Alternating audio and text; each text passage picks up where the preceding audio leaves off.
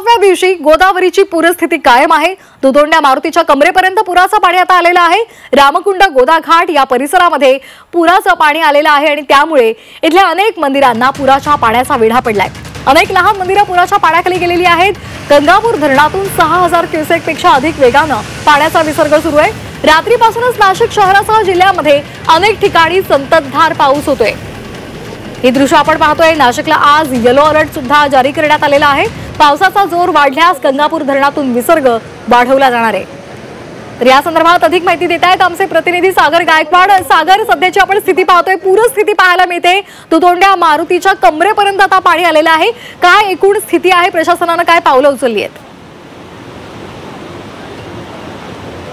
नक्कीच आज देखील नाशिकला येलो अलर्ट देण्यात आलेला आहे। यामुळे आज देखील पाऊस पडण्याची शक्यता आहे।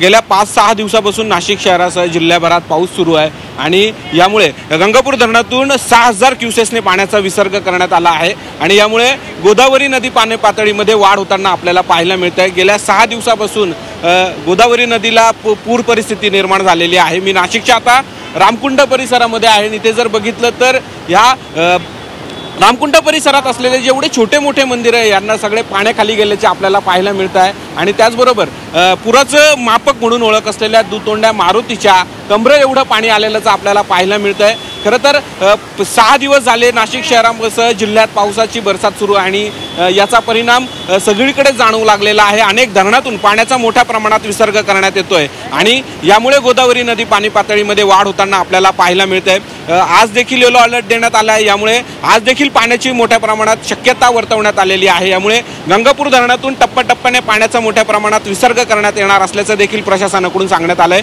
यासाठी प्रशासनाने जे गोदाकाठचे जे गावं आहेत तिथे राहणारे जे लोक आहेत त्यांना सतर्कतेचा इशारा देण्यात आलेला आहे। ज्यापर्यंत प्रशासन पोहोचू शकत नाहीये त्या सगळ्यांना स्वतःहून स्थलांतरित करण्याचं आवाहन देखील प्रशासनाकडून करण्यात आलेलं आहे।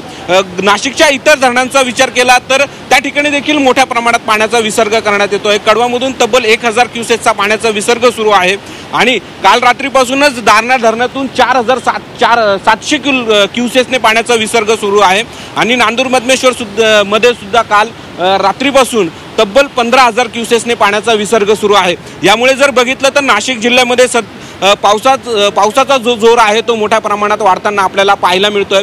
सकाळपासूनच नाशिक शहरासह जिल्ह्यामध्ये पाऊस सुरू आहे आणि यामुळे गोदावरी नदी पाणी पातळीत वाढ होताना पाहायला मिळते। यामुळे आता जे नाशिक असेल, नाशिक जिल्ह्यातील इतर धरणं असेल यातून देखील पाण्याचा मोठा प्रमाणात विसर्ग सुरू आहे आणि गोदावरी नदी काठच्या ज्या गावावर राहणारे लोक आहेत त्यांना आता त्यांनाही सतर्कतेचा इशारा देण्यात आलेला आहे। धन्यवाद सागर, ही संपूर्ण परिस्थिती आपल्यापर्यंत पोहोचवल्याबद्दल।